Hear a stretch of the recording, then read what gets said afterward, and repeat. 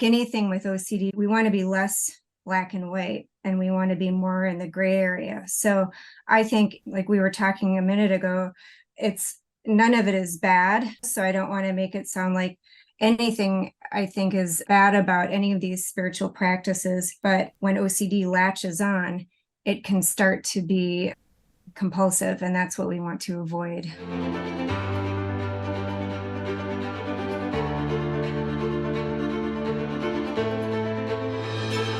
Welcome to OCD Whisperers Show. Today with me, I have an incredible guest, Lucy Grantz. She's a licensed marriage and family therapist, specializing in therapy for teens and adults struggling with obsessive compulsive disorder.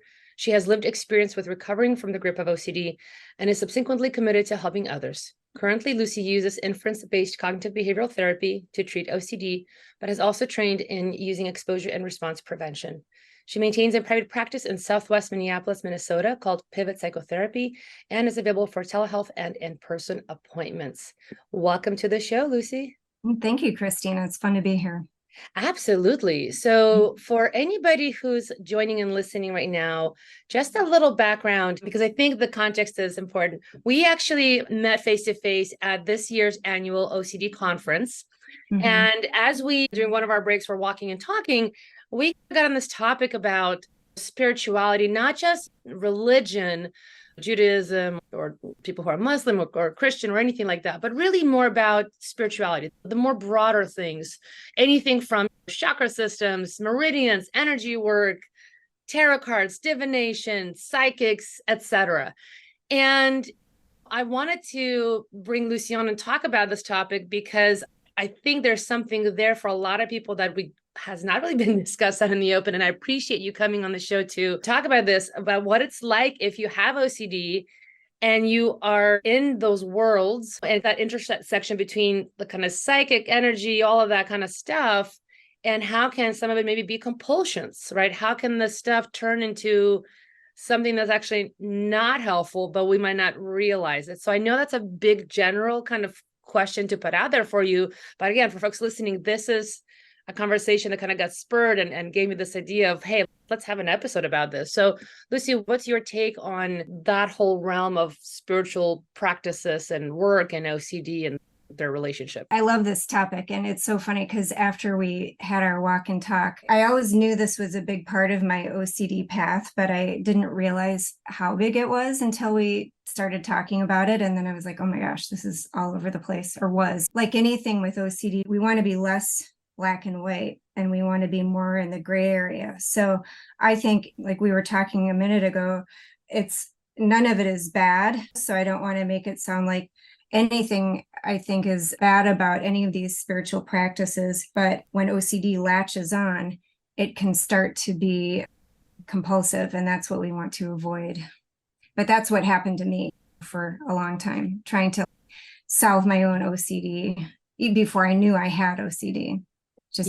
That's something actually we shared in common as we were talking, is similarly, if not everybody knows, but I've been pretty open about it. I do have a spiritual practice. It is definitely alive and well. I've been on this journey with this particular kind of, it's like a hybrid of different things, but like over 20 years now. So it's there, but I've also changed a lot in my relationship to it because, like yourself, I didn't know that I had OCD for a while. So for example, like I do tarot cards, and I remember getting tarot readings, like, I don't know, like on steroids. I just feel like I was constantly like, no, but let me look at it again, or let me look at it from another angle. Okay, but okay, what do they think? Or what is this? Or what's going to happen? And again, didn't know at the time. And later when I reflected back, realized, oh my God, like instead of getting guidance and using it for what it's meant for, I was compulsively pulling cards and contacting people, or found one or two I liked. And then I'd go and get these readings a lot and had to go, wait a minute. Again, didn't know it at the time, but that is what I was doing. And really, again, now realizing, oh, that was compulsing. Yeah, of course, like any compulsion, it feels good for a little bit. I got to pull another card or whatever. Yeah, it's interesting. I never did tarot, but I did get my chart read a few times. And that was pretty interesting. And I remember they would record the reading. So I would get a lot of mileage out of that for sure. And trying to think, there were so many things I tried. I'm actually an art therapist too. And one thing that I remembered about was, and again, I believe that this can happen. Like we can end up, we can draw from the unknown through our art. And there were a couple times when I felt like that happened in a really like real way. But then I was like, oh my God, what does this mean? And then I got really hyper analytical about all the art I ended up doing after that. And that was pretty scary. Then it's not like a true practice either.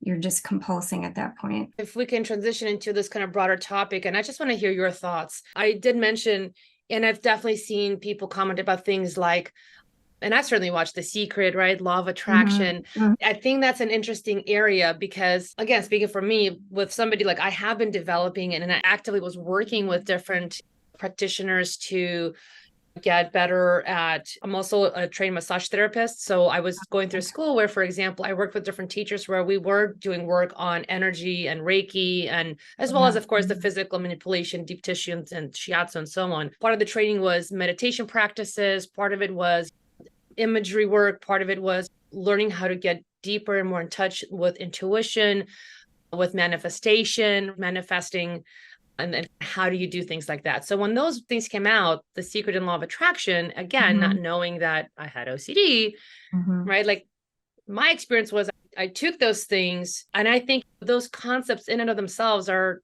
concepts just like anybody. If you start to study something, you can study consciousness, you can study ascension, you can study how to get more into that state of peace and happiness and love and whatever, right?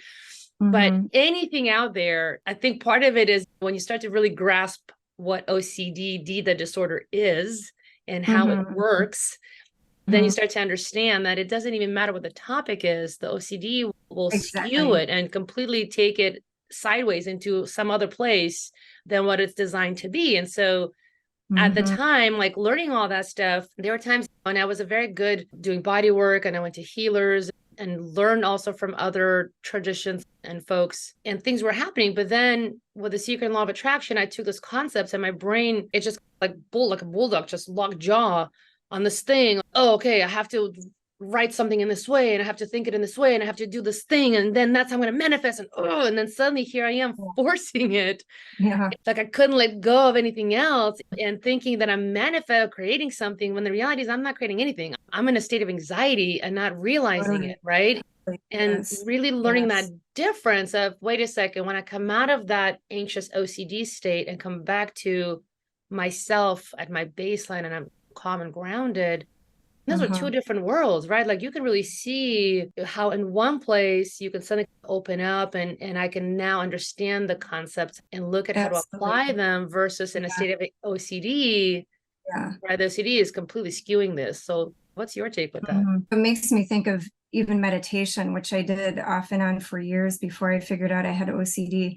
And what happened for me with that was I realized that I had just been in compulsion, trying to find the right feeling or the right thought when I was meditating. And so again, it wasn't like a true practice of just trying to observe my thoughts. It was more like trying to get my thoughts to go a certain way so that I could have a release and have a good meditation and then feel good about whatever OCD theme I was on at the moment. So yeah, it was definitely not a pure practice in that way. And what would you say, because I'm sure anybody listening right now, like one of the common things you hear, and this is something I definitely have heard a lot of, is things like, oh, especially when we talk about manifestation, like thoughts are really important because you're going to manifest. Oh my gosh, I'm having this thought about harming.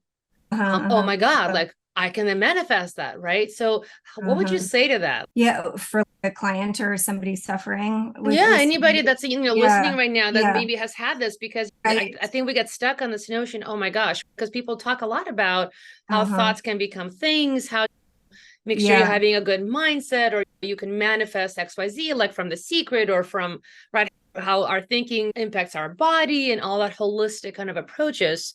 But what would you say? What's the difference? What's the distinction there? What I like to do with that is to help people see it can be like a good way of identifying, am I in a compulsion or am I not? So what does that feel like in the body? Does it feel like tension, or does it feel maybe comforting? But grounding, I think, is a good word for it, versus that intensity of I keep wanting to say the bubble because that's an ICBT concept that I use all the time with clients. So am I in this like big high drama internal state, or is this like grounding and reconfirming what I already know? I don't do any I do meditate sometimes, but I don't really do a spiritual practice like tarot or anything like that now, or see psychics or astrology. But if I did, that's really what I would use for myself. Again, is this grounding and kind of confirming what I know to be true? Or do I just feel like I'm freaking out over here and hoping that I get the right answer? Yeah. So it sounds like what I'm hearing you say is that if anybody's listening about like, what do I do if I have these thoughts and there's these concepts out there that you can manifest these things. Sounds like it's getting clear on if you're in a heightened state of anxiety, discomfort, and like you just said, that pressured kind of feeling that we typically you feel like I have to do something about this, to recognize that's actually OCD and then treat that disorder, to be able to come to that state where you're grounded and you're calm and you're clear so you can actually perceive things accurately again. And then from that state, go and do whatever your practice is. Yeah. And that's true for anything. Like it could be even advice from a friend, that kind of thing. Does that advice from the friend feel frantic and like it has to be a certain way, or does it feel like useful and helpful and grounding? If that makes sense. Yeah, and we're definitely talking about compulsions, and I think that's actually a really important kind of thing to highlight that we've just ended in or landed in, because I think that's exactly right. We forget sometimes, I think, what OCD is, because OCD is a doubting disorder. So we'll start to question everything under the sun. And as humans, I think we're also so analytical. It's so easy to sit and like the first thing you said, oh, what does this mean? I think I hear that all the time from people with OCD. The moment something happens, immediate thought, oh, what is this? Why is this? What does it mean? What does it say? And we get so caught up in that process that we're not recognizing that's also a mental ritual. And recognizing, well, what is a ritual, right? That sense of urgency. You feel like you have to do something like yesterday, right? Like if I don't of urgency. Yeah. Right. And like, I know sometimes clients will be nervous before an appointment with me. And I remember feeling that too, before going into seeing an astrologer or something, like, what is this person going to say? And these things shouldn't be scary. They should just be, again, I keep coming back to the word grounding. It's funny because one of the things I remembered after we talked was when I was maybe 20 or so, this was long before I realized I had OCD. I was at a wedding for a family friend, and the mother was into psychics. And so she had her psychic there at one of these bachelorette parties. And so we were all supposed to go in to talk to her. And I remember being terrified. I was not going to do it. And everyone's like, it's no big deal. Just go in and talk to her. And I don't remember what I was afraid she was going to say, but it was something about whatever theme I was mulling over at that time. And that's not how this should feel. It should feel, again, grounding and useful. Kind of help us. As you're talking, so I'm thinking about also growing up in Ukraine, and then we came here with my family in Ukraine. My aunt was a doctor. My mom was going through her school to, I think in the States it would have been like to basically learn how to run or do operations like store running, managing stores and region, being like a regional manager and so on. So my point is, it's not like they understood things. They were educated women. And also in my culture, they're like, people do go see local healers. Not everybody, but people do. And they'll go get readings, and there's readings people do with eggs, with water, with matches, like whatever. People do all sorts of stuff. Or we're going to now do a cleansing, jumping over fire and whatever. Every culture's got their own stuff. And then sometimes going to church because it's Greek Orthodox. And so like for us, I know they were both into astrology, and there's also, you could do readings with regular cards. So growing up with those kind of things was normal. When we came to the States and as things progressed, I definitely remember times where I started to go deep into wanting to study and learn all this stuff. Or even like before seeing clients, we were taught like, okay, sit down and take a moment to meditate and to balance your own chakras so that you're energetically and otherwise ready and grounded before you start treatment. So like all these things that start to swim in your head. And again, looking back, realizing where sometimes some of those things I was doing with the purpose and the intention that they were meant for. And then some of the times I remember sitting there and I'm like, okay, I'm going to now Reiki myself. When I'm sitting there, right? Like, Yeah. oh, come on, you know, and I'm like, okay, what are you doing? I think that's the piece that I keep coming back to. And that's the piece, honestly, like with Reed Wilson and other folks I've listened to and as I've learned over time, and even with ICBT, but it's again, that process of stepping back and really understand the disorder, because truly when you really grasp the disorder, it doesn't matter what the topic is. Like that you literally can be in any spectrum of anything of life, but there's a certain way that OCD operates, right? Yeah. Like you get the intrusion. Completely. Yeah. Right. You get that state of anxiety, discomfort, guilt, whatever. And then you feel that sense of urgency. I have to do something about this. Yeah. And it's just interesting that globally it takes a minute to really recognize that pattern. That's really the pattern you're after. That's the thing you have to learn for yourself, right? So that then you could distinguish, like, I have not re-engaged with my sacred space in a little while because I suddenly came to and realized, oh my gosh, I have been doing this compulsively. Like I'm coming here, okay, oh my God, please just make this happen. And I'm like, what am I doing? Hold up. So I'm forcing something because I feel a sense of anxiety. Totally.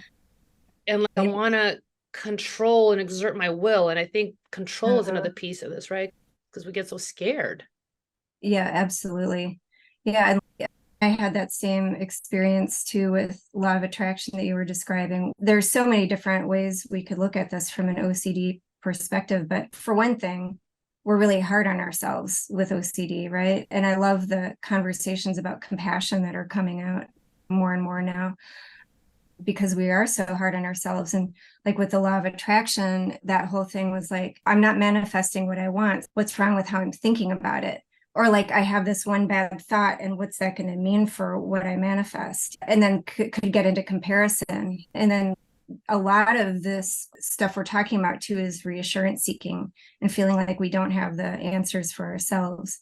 Whereas it helps to have guidance sometimes. And sometimes we all need and want productive reassurance, but it's just, again, problematic when we're losing our own grounding in the process. Exactly right. Exactly right. And yeah, and as they're saying that exactly, it's like learning that distinction between, just like we do if we're talking about scrupulosity or religious-based OCD, it's that distinction between, am I praying because I'm asking for the thoughts to go away, which can become pressured and really becomes a compulsion, versus am I praying just for the sake of that prayer? Am I connecting because these are my beliefs, right? And I'm connecting back to that sense of joy and connection or faith or whatever it is for the person.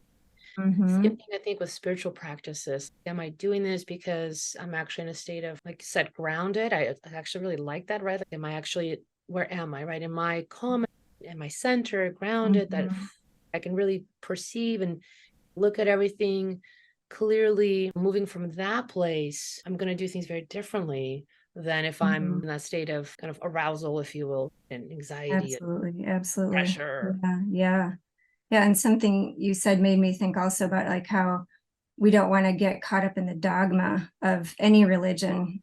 And I think spirituality can be that way too. Like law of attraction felt very dogmatic to me. There's nothing wrong with that, because sometimes it's good to have that structure and sometimes it's really helpful. So we want to take that and leave the part that's not beneficial. Exactly. I liked some of the concepts from law of attraction and lots of different kind of books I've also read. But that's, again, like you said, that's the thing, right? We have to learn how to decipher and take the concept, but not get so rigid with things that there's no flexibility. And that's, I think we both could probably agree, is a big piece that happens for OCD folks. Absolutely. We can all get really rigid. Yes. Like it has to be now this way. Yes.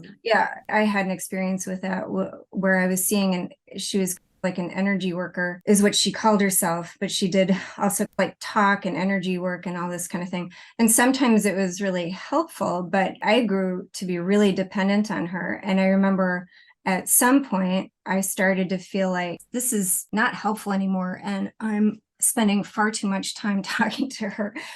And I could tell that I was growing a dependency. And I started to have this feeling that if anything happened with it and I stopped seeing her, everything was going to unravel because I was doing so much reassurance seeking from her. And thankfully, in that time, I figured out I had OCD. So I was able to take a different path. And again, some of the things we worked on were really helpful, but it ended up just being too much reassurance seeking, really. I think that's actually a really great example. And I forgot about that. So thank you for sharing that. But that's such a great example of exactly how in this realm, compulsions can look, right? You start to over rely on your quote unquote healer, teacher, whatever, whoever it is, right? Or whatever the practice is. Or if you're doing cleansings or baths or candles, right? You suddenly start to over rely on those things. And it's, wait, slow down a second, step back and ask, am I doing this because it's, again, for the sake and the purpose of that practice? Or am I doing this because I feel that, again, that familiar state where it feels pressured and urgent and that sense of wanting to control the situation to make sure, right, that everything's going to be okay or that it's going to go the way you want. Yeah. I love that reassurance because that is totally how reassurance can look. Yeah. And also like compulsively over processing, right? Like oversharing, overly just like, blah, blah, blah, blah. Oh, let's talk about it again. Let's talk about it again. And that from this side and from that side. And you're not realizing you're actually just compulsing out loud with healer or whatever. Yeah, 100%. Yeah. Yeah, then it can become like more like psychoanalytic therapy or something like that, where you're just really focused on the problem more than but the wrong problem, right? The OCD problem, not the well, and then you're like constantly trying to fix it basically with more whatever cleansings, discharges, whatever other things you're doing. You're taking these routes that like are or can be grounding and helpful, but you're now using them in this compulsive feature. So you're no longer in the quote unquote spiritual realm. You're now in OCD land. Exactly. Right. Exactly. Yeah. Yeah. Then we're not even doing what it's designed to do, the process of whatever the process is. So if anybody's listening right now and thinking through this, what would be one thing that you'd want to leave people with as one takeaway or one thing to really pay attention to? That's a good question. I think we've said this a few times, but I think it's not black and white. I think with this whole thing, we are trying to get back to that life is gray. It's OCD wants it to be one or the other, but there are no rights and wrongs. Everything can be helpful. And it's about us finding our own path and who we really are and our own grounding versus being in a compulsion and really learning the difference. So whatever method that takes, just keep, and if you haven't found it yet, keep looking. I always want to guide people toward evidence-based practices first. And then once you've gotten past the OCD initially, I think for me now, doing some of those practices would still be a little bit of like exposure therapy, but that's okay too, because then we're always getting led back to who we are authentically. Sounds like, like trusting yourself, getting back to that place. Learning how to trust yourself again. Yeah, that's beautifully said. So if anybody listening would like to find you, how can they find you? They can find me on pivotpsychmn.com. Awesome. Thank you so much for coming on the show and having this big conversation. Thank you, Christina. It's been great.